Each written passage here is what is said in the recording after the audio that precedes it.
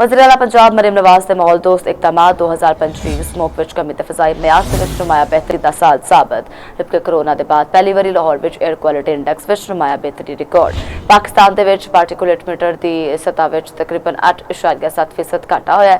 सारे सूबे के मुकाबले विच पंजाब के माहौलियाती शोबे विच सब तो वध बेहतरीन कारकरदगी वहाई।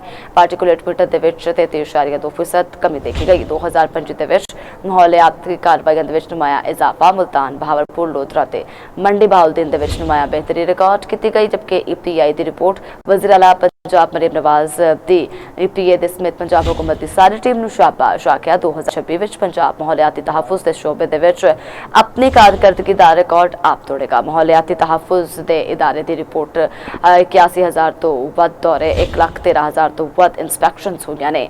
एंटी स्मोक गन्स के इस्तेमाल के नाल फ़ज़ाई आलूदगी विच वाज़ेह कमी। पहली बार फसलों के वाक़यात साड़न के खिलाफ मौसर इकदामात नाल नुमाया बेहतरी वेखण विच आई। वाटर बाउल्स यूनिट मुतहरक, जबकि वाटर बाउल्स की मदद नाल अग उत्ते फौरी काबू पाया गया। 7,900 तो वध नोटिस जारी, जबकि तुहानूं दस्सिए 37 यूनिट भी सेल, जबकि 23,000 तो वध FIR दर्ज हुई ने। जुर्माने वध के 19 करोड़ 20 लाख रुपए तक अपड़ गए ने। जबकि 4,19,000 किलो तो वध मजरे सेहत मवाद जब्त किया गया। इट्टा दे पट्टियां फैक्ट्रियां ते कंस्ट्रक्शन साइट्स उत्ते सख्त चैकिंग की गई है।